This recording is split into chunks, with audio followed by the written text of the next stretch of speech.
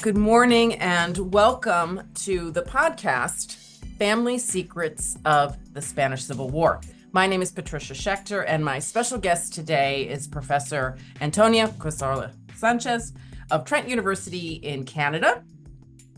He is the author of numerous important books on Spanish history in the 20th century, notably Franco, Biography of a Myth, Fear and Progress, Ordinary Lives in Franco's Spain, 1939 to 1975, and one of my recent favorites, Los Pueblos de Franco, Myth and History in Agrarian Colonization in Spain, 1939 to 1975. Welcome to the podcast, Antonio. Bienvenido. Thank you, Patricia. Thank you for your time today.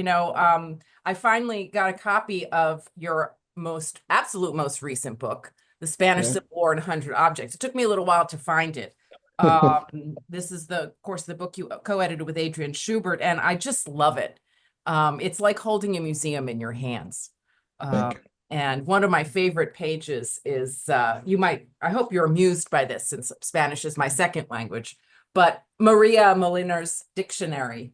Of course. I love it. Of course. She was such a brilliant woman. And to produce such a brilliant piece of scholarship while incarcerated. Yeah. It's really a tribute to her fortitude, her spirit, and her vision that something will come after this difficult time, right? Yeah.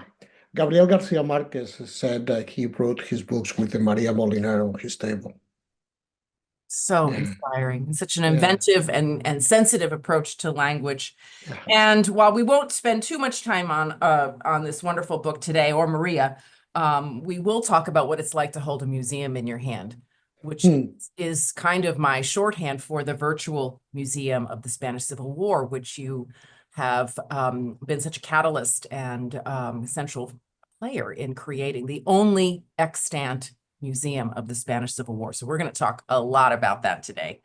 But let's start, one of the things I was just musing on and getting ready for this morning is one of the meaningful parts of our connection is our shared heritage in Andalusia, Spain. And my mother is from Córdoba, which is an inland city on the Guadalquivir River. And you grew up in Almería, in the southeast, on the coast. Yes. And Almería is a seaport town. Yes, my dad was a fisherman. Wow.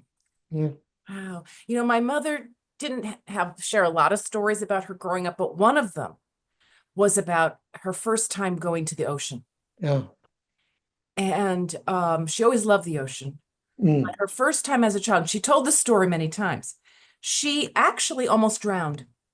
Right? Because she was from the inland and she was horse playing. She was horse playing with a friend. She was like a piggyback on one of her friends and she fell in the ocean and got pulled under. And that always kind of spooked me. And I too don't like to swim. I think that story haunts me. I'm a terrible swimmer because my mother made sure that I hated the sea. You see, my dad lost 3 uncles to the sea. And by the way, you come from a mining town. My dad always said that it was a job that was harder than his, was mining. He had a great admiration for miners. Wow. Yes. Wow. That if you die at sea, at least you died outside. But it says to die in a mine must be a terrible thing. So my father always spoke so highly of fellow workers in the mines. Wow. Well, and that's so beautiful. Fishermen are sort of like miners. They're pulling from the depths. They're pulling from the depths. Yeah. And it's very resonant, very, very resonant.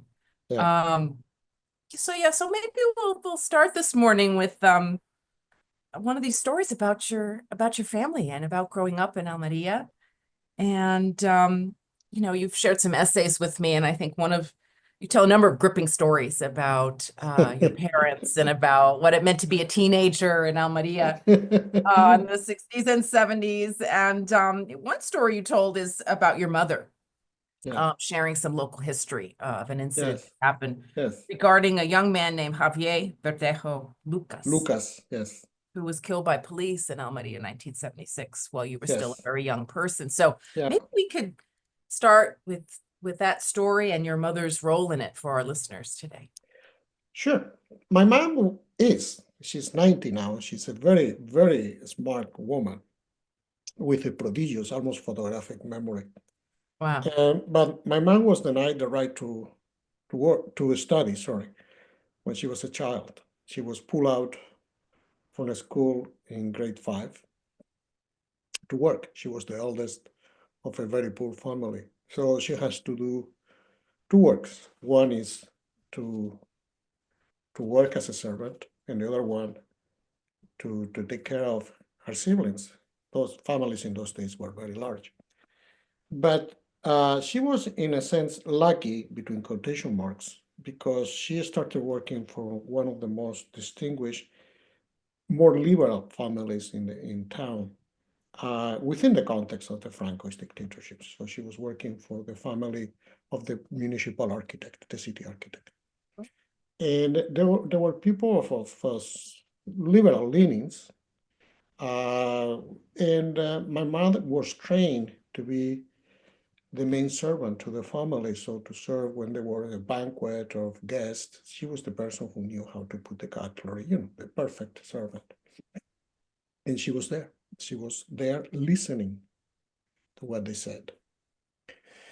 And because she has such a good judgment and memory, she she kept good information to herself. She also was part of the network of servants to the most distinguished families in town, so she knew a bit of their secrets Wow. and stories. So she could tell you very interesting stories. Some of them, well, very interesting. Let's leave it there. So in 1976, I was 13. It was a tough year. Franco has died the previous November, and fishermen were on a strike. We were, because I consider myself fisherman.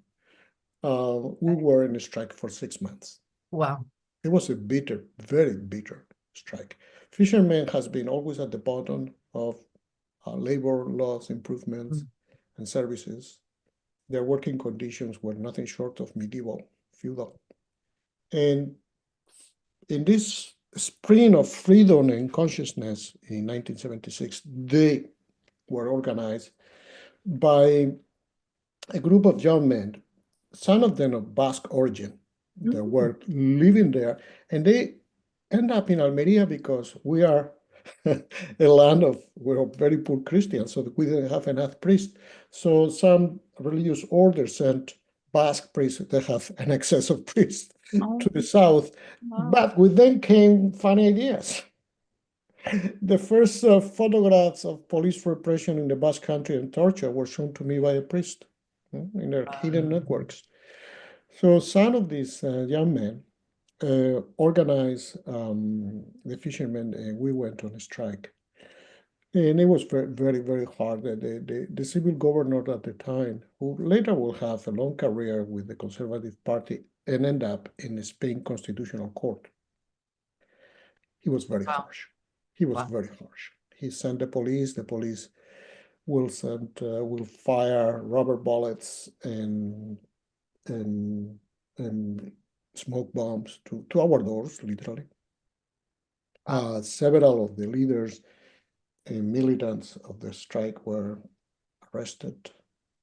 I remember with pride that the priest next door came and asked my mother for a thermos to put coffee to take to our detained comrades in the Wow. local prison.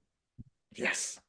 Wow. Uh, but we didn't have much money, so as Yeah. you may imagine. And I'm going to tell you a secret I haven't told to very few people. We were one day in an assembly, and a young man shows up with I don't know, was a bag, and saying, "I'm carrying here a million pesetas." That was a lot of money in those days, sent by ETA in the Basque Country. ETA at Wow. the, ETA at the time had a political branch, and they extorted money from businessmen. Basically, they threatened them Yeah. Yeah. with it. So they sent that million pesetas to us. And thanks to that money, because the police tried to arrest him and people intervened and basically saved and rescued him from the police car. Wow. Thanks to that money, we were able to eat. Uh, a union steward will come Incredible. with my mother. I remember going with my mother to the neighborhood store and get say, okay, you have X amount of money that you can spend. When we reach the amount of money that we spent on food, the steward said, okay, he will pay directly to the lady in the store and we will leave. Wow. So in this context, one day we hear that a young man has been shot. And we heard that first from the, the news. And the news were heavily censored by the government in those days. And the whole explanation didn't make any sense. The official version, which was enforced by the civil governor, the man who later will have this distinguished career, Wow. was that the group of individuals were doing a graffiti, a left-wing graffiti on a wall near the beach. They were surprised by a group of policemen, civil guards. They ran, and one policeman just fell by accident and accidentally discharged his machine gun, hitting the man. Uh, wow, Yeah. that Right. didn't make much sense. We knew that Right. was a lie. But my mother immediately identified the name of the young man, Verdejo, because he came from a very distinguished and very right-wing Franco family in town. Oh, interesting. Very right-wing. In fact, his dad, who had studied in the United States, imagine how much money they had. Um, his dad has been the previous mayor of the city. Wow. The next day was this fight at the church, struggle more than a fight, between the family who wanted a low-key, strictly religious funeral and his comrades who wanted a more reivindicative.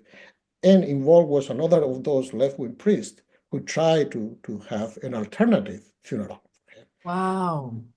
The police again intervened, the civil governor intervened and arrested a lot of leftists. And this young man was buried under strict control by the police, by the family, according to their wishes. So we have contradictory feelings towards this young man. On the one hand, he was trying to in a way support us. On the other hand, we knew he was a child of the local oligarchy. Um, so my mother was the one who told us the story behind the family. Yeah. Wow. Mm. Wow. And so there's so much in that that I think speaks to our, your chosen profession, our chosen profession of being historians. And in particular, your mother's limited literacy made her a good listener. We find Yes. find that a But, lot, that people who, people, they develop yeah.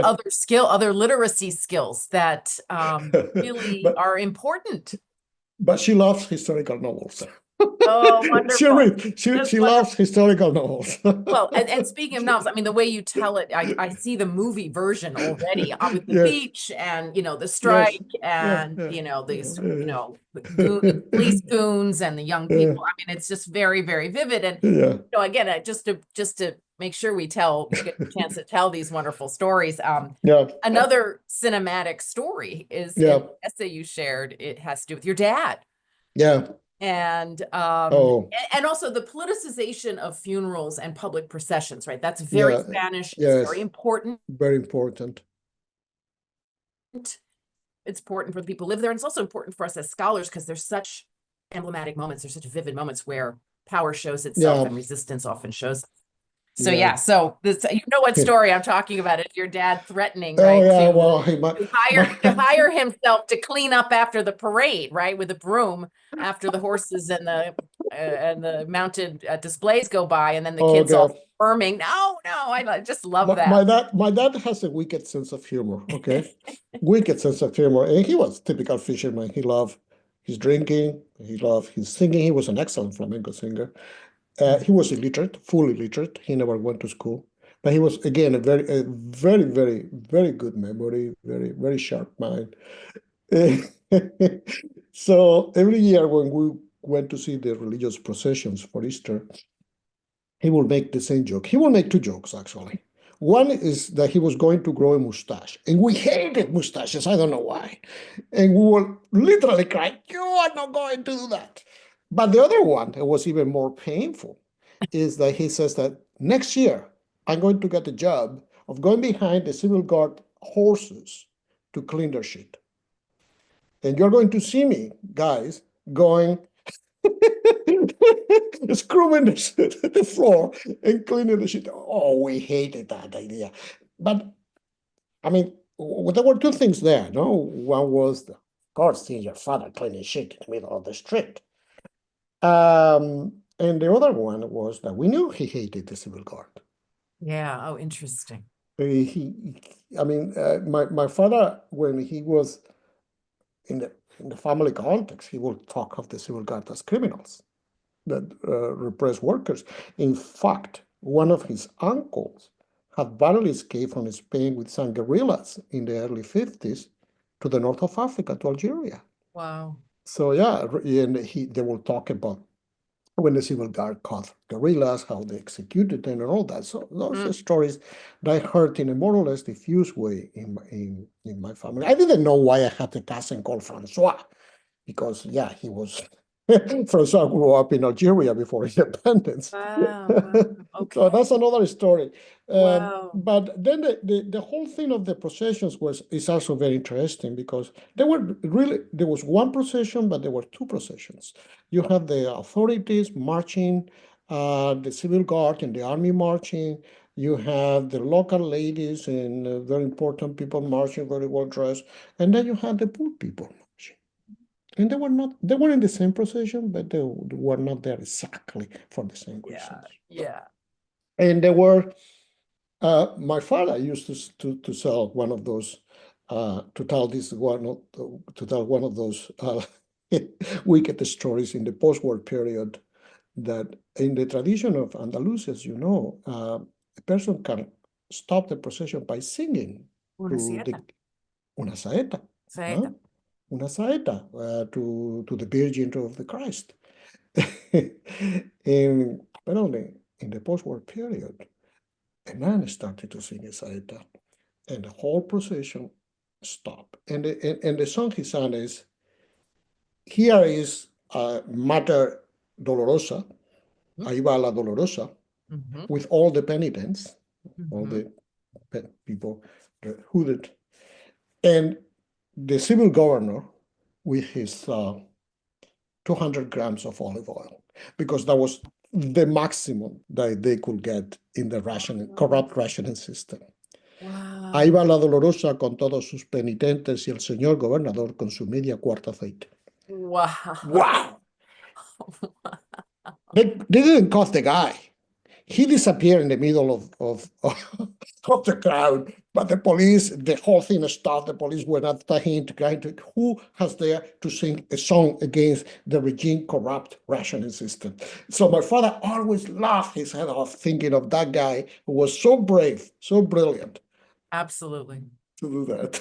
How wonderful. But yeah, but also my heart is sort of skipping a beat because anything could have happened. Right? I mean, Anything. I anything. mean, in those days, you were beaten first, and the questions came later. Ay,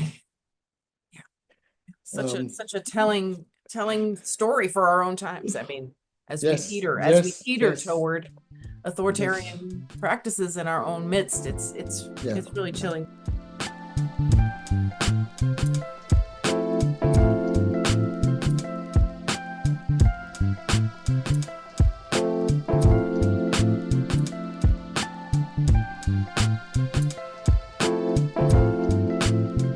You know, we sort of agreed to talk about the virtual museum today, even though, you know, you're really an expert on the later decades. Do you want to talk, was that hard? Was that a hard decision for you that, you know, for most outsiders in the English speaking world, still the Yeah, war is the handle, right, for modern yeah, Spanish history. Can you, yeah. what was that about for you? Well, I mean, yes, it's true that most of my original research has been conducted on the Francoist period, But Patricia, I think that the second pillar of my intellectual endeavor is to understand how the past is processed and how it illuminates us and how can illuminate us. So for me, creating the virtual museum of the Spanish Civil War, of those books like The Spanish Civil War and 100 Objects, is a way of exploring the meaning of the war today and how it can illuminate current debates. So again, there are two aspects in that particular research. One is to bring through material objects a reality of the past as much as a reality can be reconstructed, because the past is gone. But the objects are what really connects us with that past. I always say that our consciousness is created by three poles, 3 points. One is objects, one is people, and one is ideas. At least I can brought from the past the objects, but also I can bring the testimonies of people and connect that with our current ideas. So in that sense, I think that is very important to bring this past in a way that the majority of people can understand it. Objects and plain, simple, but not simplistic prose can help a lot. So we brought the humanity of the past with us by doing both the book and the museum. And in fact, one of the galleries, which is called the Open Gallery, is about objects as people have in their houses and what is their relationship with them. So things that happen to their grandparents or their parents, and they bring the object and explain through the object the story, the family story. And they are, I think it's way more subtle than talking about ideologies or causes, because as I was speaking with somebody the other day, I didn't do my museum. I didn't do any of my books, I think, to defend the cause. I wrote and I construct my museum to tell the stories. Yeah. Yeah. Lovely. And because the stories in themselves are very self-evident, and they bring, again, truth in the measure that you can bring truth, but nothing is more liberating, nothing is more challenging, more revolutionary, if you want, than truth.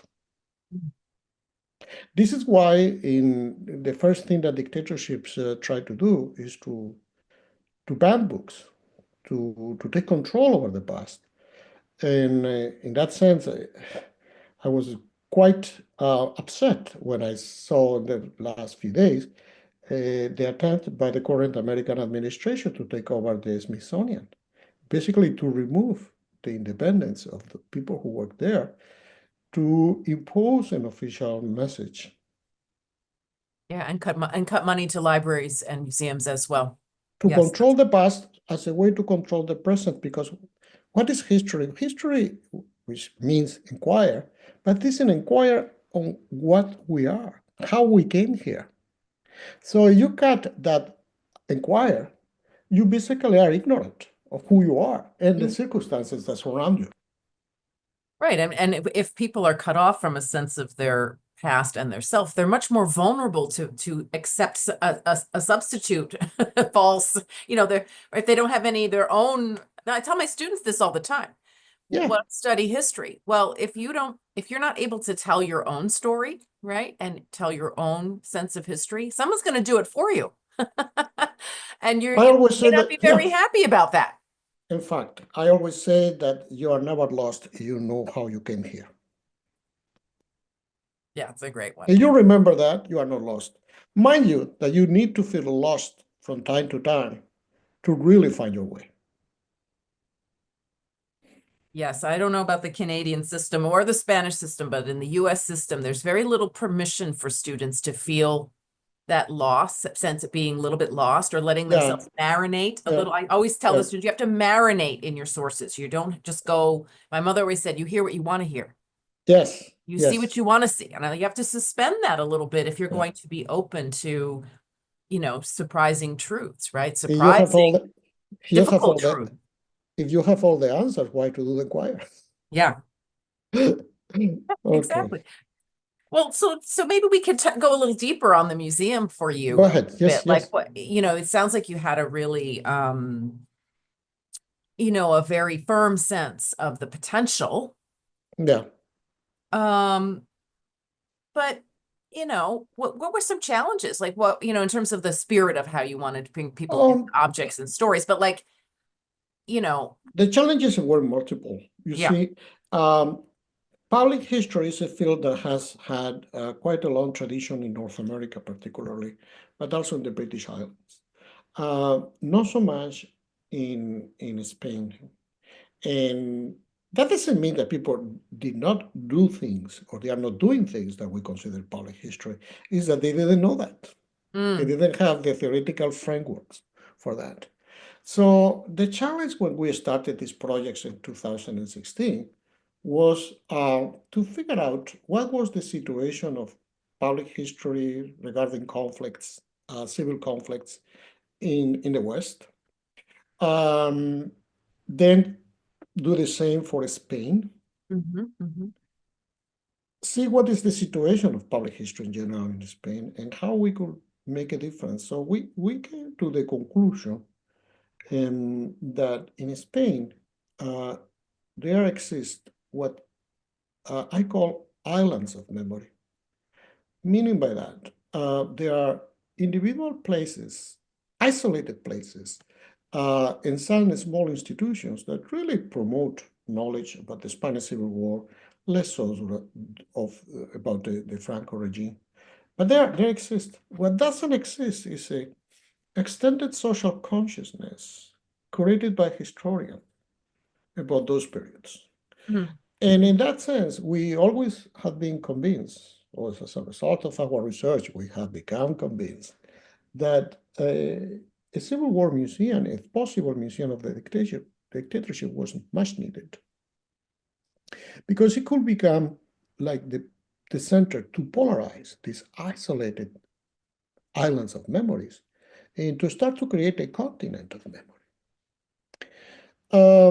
Obviously, that is not possible in Spain if we resort to traditional systems like creating museums. mm. There's not equal to museums of the Holocaust for the Spanish Civil War in Spain. They are not Right, brick and mortar, right. not brick and mortar museums. We decided that the way to go was to create a virtual museum. Yeah. It has some disadvantages. The visuality of a brick and mortar museum, the institutional geographical impact is not the same, obviously, but has many, many advantages. First, it's cheap to do. Yeah. We have we have done this with the equivalent of 60K American. Wow. Yeah. Wow. It is free for visitors. Yeah. It can be visited 24/7. Yep. Accessibility. Yeah. And also has a lot of possibilities for classroom and domestic use.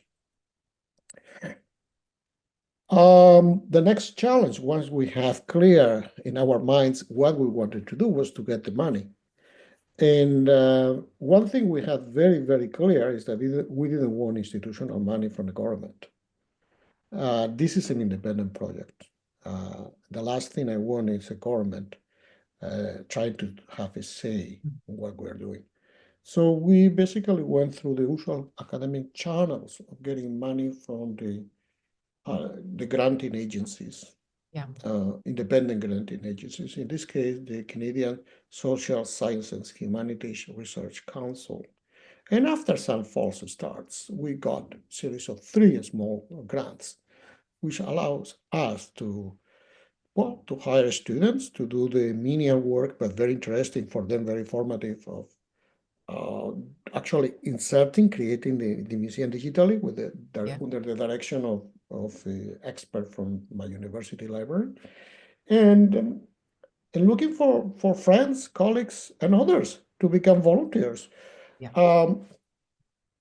Since we started this process 9 years ago, more than 100 people from almost 40 nationalities have collaborated in the project. The result, you Great. can see it. We have, as yesterday, which last I counted, we had 524 entries divided in several galleries. We had last month, March, over 10,000 visitors. Wow. Yes, and in total, the number of visitors are about 165,000.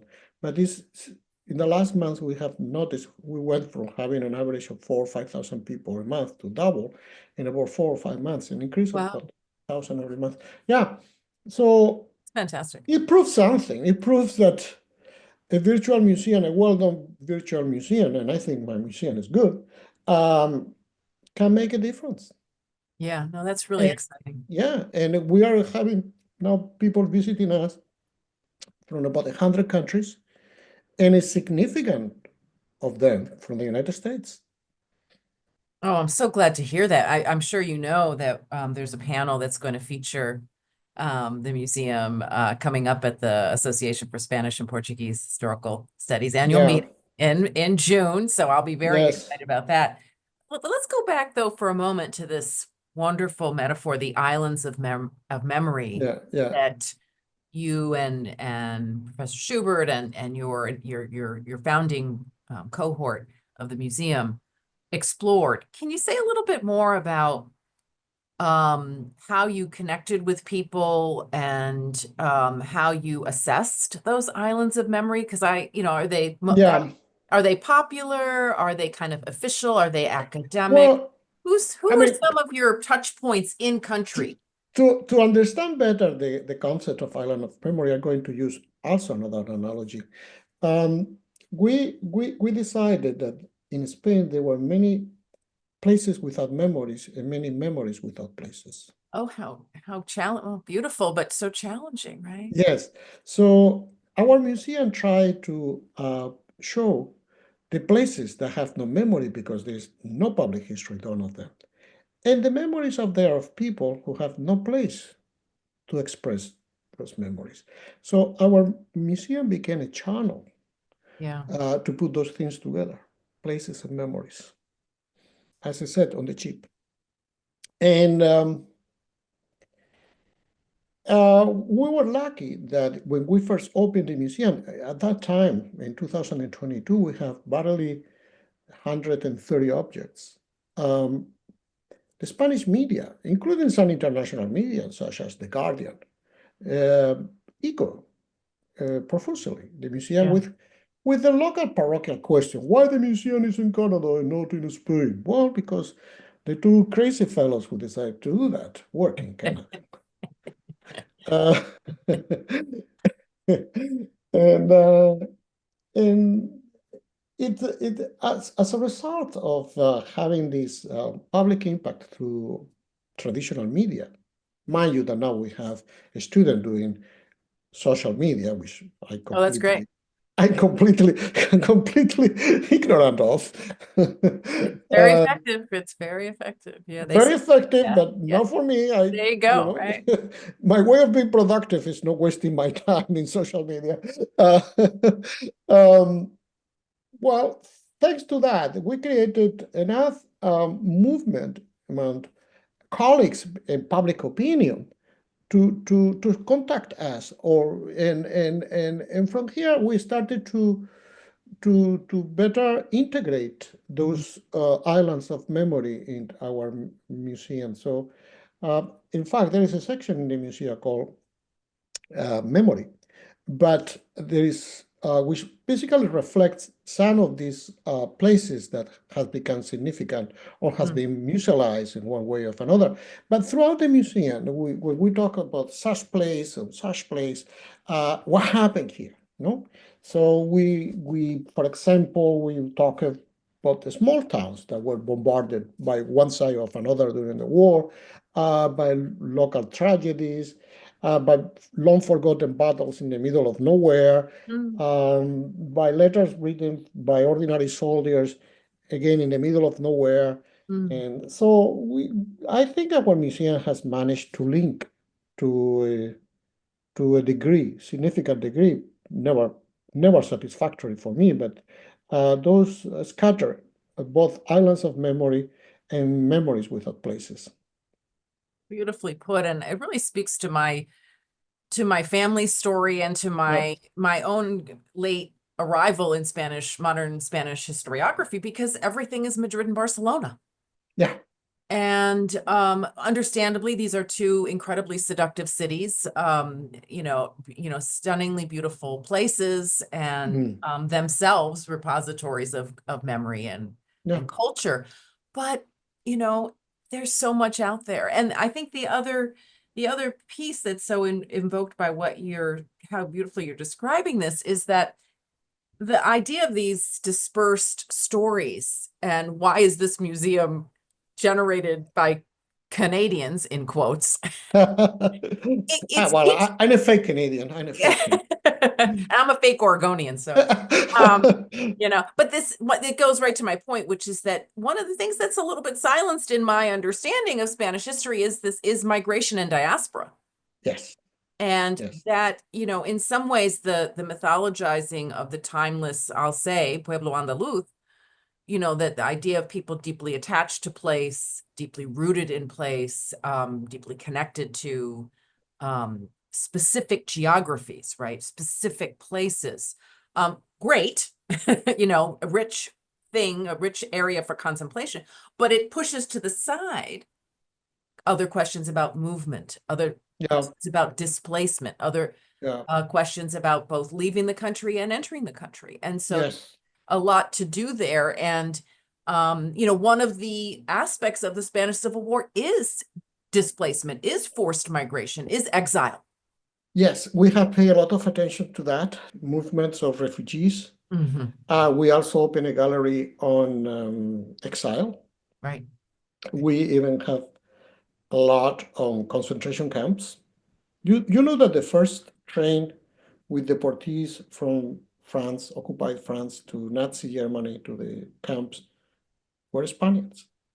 Was a convoy with 700 and something Republican Spaniards who were sent mostly to Buchenwald. Wow. No, sorry, Mauthausen, Mouth House. pardon. Yeah, that's the one I'm more Mauthausen, familiar with. Right. Mauthausen, Right. Mauthausen. So those stories we are trying to recover, but also before that, when the Spaniards crossed the border after the Republican armies were defeated, and end up in terrible, appalling conditions in the south of France.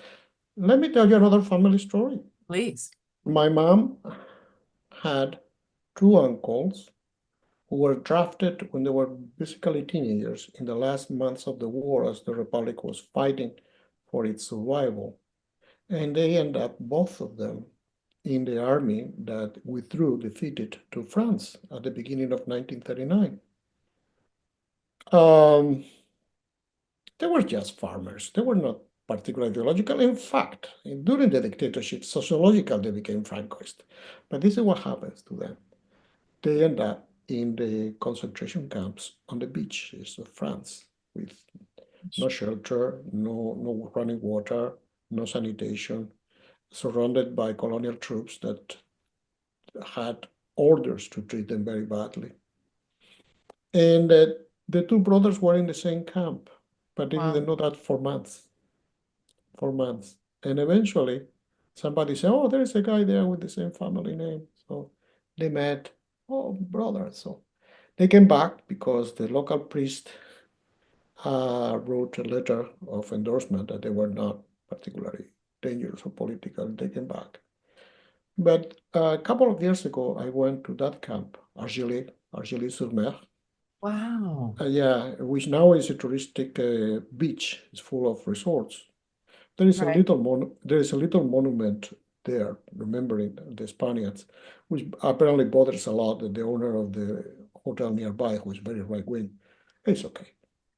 So I went to the beach. I took my sandals off, and I walk into the sand, and I just wanted to look around, to look at the sea, to look at the mountains, looking south, Spain, where behind the mountains was Spain. Just trying to remember my uncles and their youth and their terrible experience of being at the prisoners camp for a moment, just feeling the sand on my toes.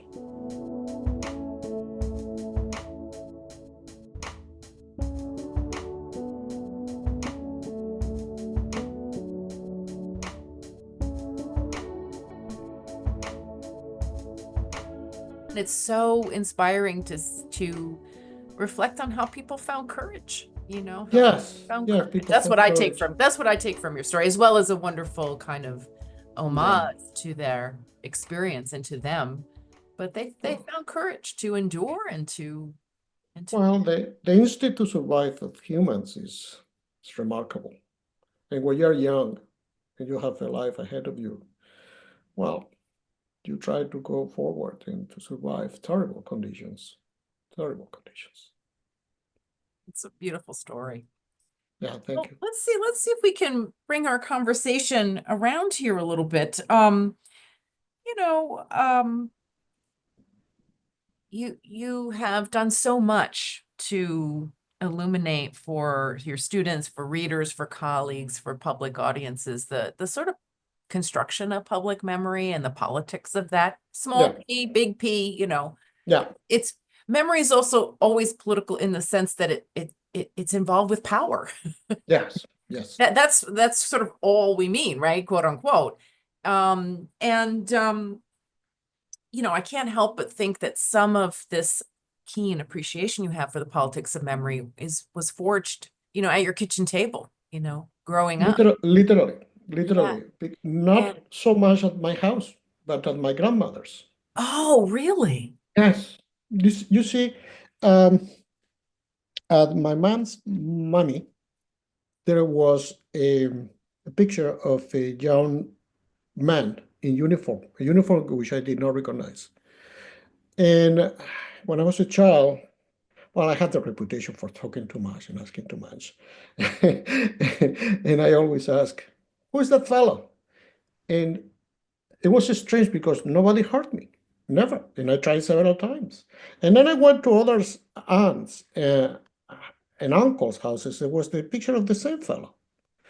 And then I tried my luck there with the same scarce results. Nobody never noticed me, acknowledged my question. So eventually, eventually, when democracy was being restored in Spain, my mother told me the story. This is my cousin Rafael, who was shot in 1940 by the fascists. He was a lieutenant in the Republican Army. And to add salt to injury, said, and I am the one who brought him the last meal. Because my mother, being the eldest of the cousins, would walk, I think, once every 2 weeks with a basket full of food to the prison, who was about, I would say, 6, 7 kilometers from where we live, to take food for Rafael, and would walk with one of his sister who was younger. Um, and the day he was shot, she took the basket and put it into the little window where the basket went, and immediately was returned the basket with an empty one. And my mother said to the guard, which she didn't see, it was behind a window. I'm sorry, there's a mistake. You return the food basket. And the voice, because it was just a voice behind the window, said, that bird is not eaten anymore. So this is how my mother learned that her cousin has been shot that morning. Oh, So they couldn't show any overt um, emotions because they could get in trouble.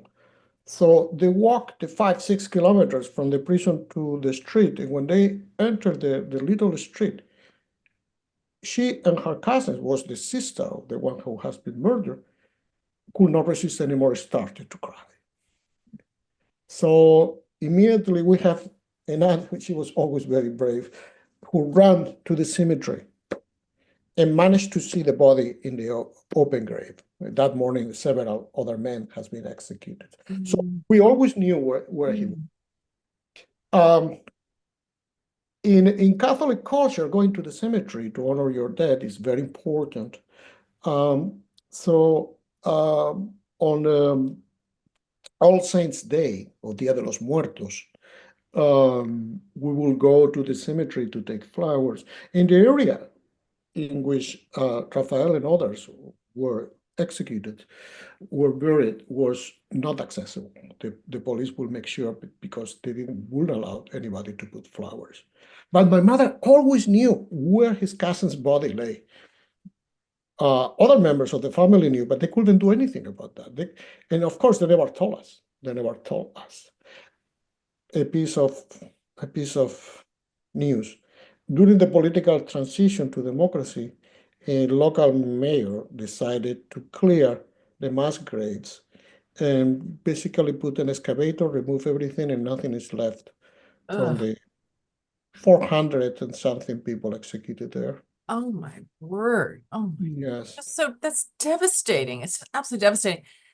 Oh my gosh. What I think you're suggesting that, as we know, some frequently happen, that these executions actually happened inside cemeteries Oh, they were done against a wall, which or is against the still wall of the in cemetery. a cemetery, which still bear the marks of the bullets. Wow. You can And go there, you pay attention, you know what it is, you can see. right. Yes, And so I wonder too, was this one of those cemeteries that had a civil section and a Catholic section? yes. The So civil that would have section been was, shut down or something? yeah, but they were shot in the Catholic section, Oh, but they were put in a mass grave, oh, in a mass grave. just absolutely devastating. Unmarked mass grave. Just devastating. Yeah, Just devastating. And there's a wonderful symmetry to your discussion today because we started our conversation with this idea of female family members visiting kin in prison and how important that was yeah, to keeping people alive. And yeah, also it allowed women to become the carriers of these stories. yes. And Um, so there's a beautiful symmetry in your discussion today, which I just really want to thank you for and highlight. yes. Women, I mean, the backbone of resistance and survival were women. Um, in the post-war period, men were concerned with their things, which was um, work. They work a lot for the little money. But when Saturday came and they got some money in their pockets, they would go and drink and whatever. The ones who ultimately were responsible for the survival of the family, for feeding the kids, for getting something to put in their bodies, were the women. The networks of solidarity between women, and not just in the extended family, but even between neighbors, was extraordinary. Hmm? We have this expression in Spain that the neighbor who is older, to call him aunt or uncle. So and basically people will get adopted by neighbors. If they have no family on their own, they will have another family looking after them. So a young mother with no relatives around will have support from neighbors. So women were crucial for the Spanish families to survive the long post-war. There was the repositories of memory, of course. And these women of the generations that grew up in the 40s, 50s, and 60s, and even 70s, asked very little for themselves. Mm. They they really were not consumers. They had very few pleasures in life, perhaps going to the cinema from time to time, but not much more. But then they were remarkable in the sense that they expected their daughters to have a very different life. I mean, you go now to Spain to university, the majority of students are female.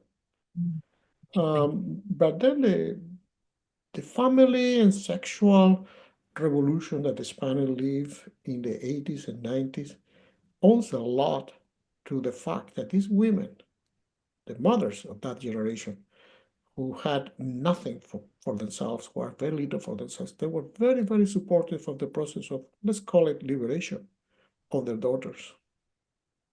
That's I'm very just, inspiring. yeah, yes, I'm very amazed how this generation that was supposed to be educated by the dictatorship to be intolerant and Orthodox Catholics now accept same-sex marriage and gender transition with with an easiness, which is surprising. And in fact, I would say Spain is one of the most liberal societies in the world right now, and a lot.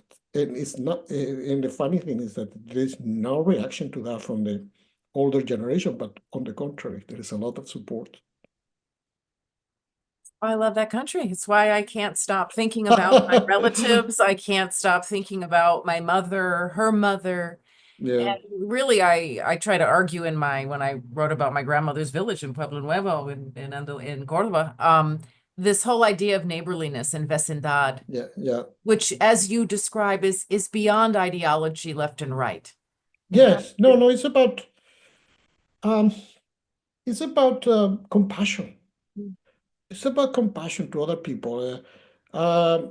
Almeria traditionally has been very poor where I'm from, but boy, when there is a disaster elsewhere, from Honduras to another town, people give what they don't have. ugh, They're very generous. They're very generous because they understand what suffering is about because they experience that. That is disappearing. That is disappearing with the last few years as wealth has increased and society has become less family centered, more individual centered, all that. But it was always the way it was. People were very, very supportive of each other. it's a great lesson, a great antidote for a contemporary Yeah. moment. Don't take me wrong. When I was growing up, machismo was very strong. I remember when I was a child and watching television, and my brother would say, "You know that in the United States, men wash dishes," or let or laugh our heads off thinking of that. Now, who are now today the cooks and the cleaners in the family? My brother, myself, my brother-in-law who is a gypsy. Uh, my father My was the cousin cook. Jose, he's like yo plancho. He does all the Yeah, iron. yeah. Well, in my house, the cooks are all the men.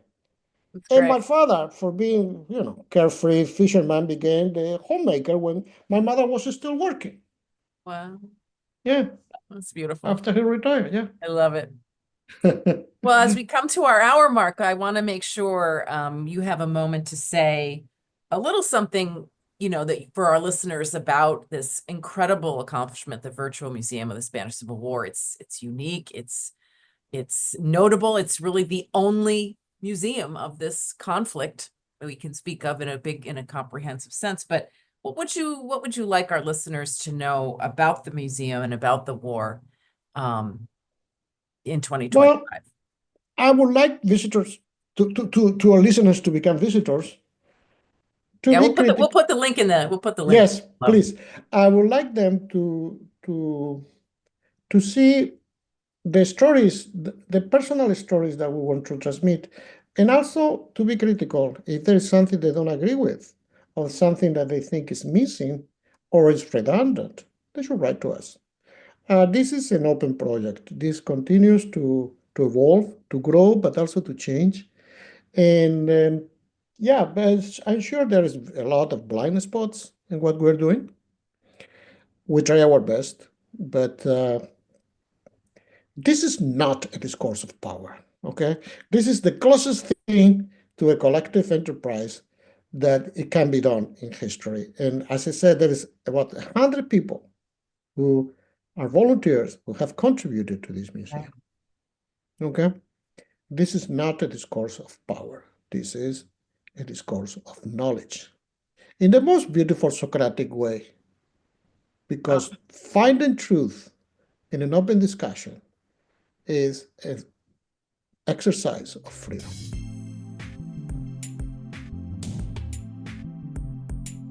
My guest today has been Antonio Cazorla-Sánchez, professor of history at Peterborough, Canada, Trent University. There'll be information below for people to find more about his work and, of course, about the Virtual Museum of the Spanish Civil War. Mil gracias. Thank you so much. It's been an honor. A usted, Patricia.